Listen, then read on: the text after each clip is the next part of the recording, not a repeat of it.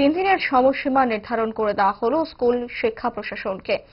শিক্ষক স্বল্পতা সহ আয়া নিয়োগের দাবি জানিয়ে স্কুলে তালা ঝুলিয়ে দেওয়া হলো সাবরুম মহকুমার পোয়াংবাড়ি ব্লকের সমরেন্দ্রগঞ্জ উচ্চ প্রাথমিক বিদ্যালয়ে।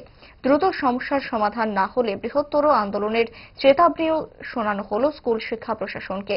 আজ সকালে স্কুল গেটে তালা ঝুলিয়ে পথ অবরোধে বসে স্কুল পড়ুয়া সহ অভিভাবকরা।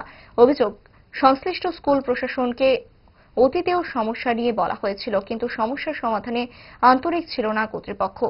কেন এই ক্ষোভ, কি জানালেন স্থানীয় এক প্রবীণা, দেখুন। তালা দেওয়ার কারণ কি?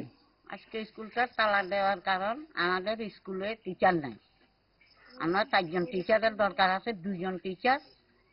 তারা কি ছাত্র দেখবো, না অফিস করবো, না ক্লাস করবো? তাতে এখন নার্সারি খুলছে। নার্সারি ছোট বাচ্চাদের জন্য আমাদের 2টা আয়ার দরকার আছে।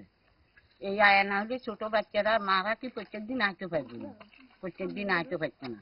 এখন আমরা আন্দোলনে নামছি। আন্দোলনের নামে আমরা আন্দোলন করতেছি। আমাদের 3 দিনের মধ্যে আয়ারও দরকার এবং টিচারেরও দরকার, 4 জন টিচারের দরকার, 2 জন আয়ার দরকার। এটা আমরা দাবি, না হলে আমরা স্কুলের গেটে তালা দিচ্ছি, খুলতাম না, খুলবার জন্য দিতাম না। ভাবে আমরা টিচারকে দরখাস্ত জমা দিয়েছি, অ্যাপ্লিকেশন জমা দিয়েছি, তারা মানছে না, কোনো খবরই দিচ্ছে না। এখন আমরা 3 দিনের মধ্যে সম্পূর্ণ কাজ চাই, না হলে আমরা আন্দোলনের নামছি। যেভাবে দরকারে সাবরুম যাব আন্দোলন করতে করতে।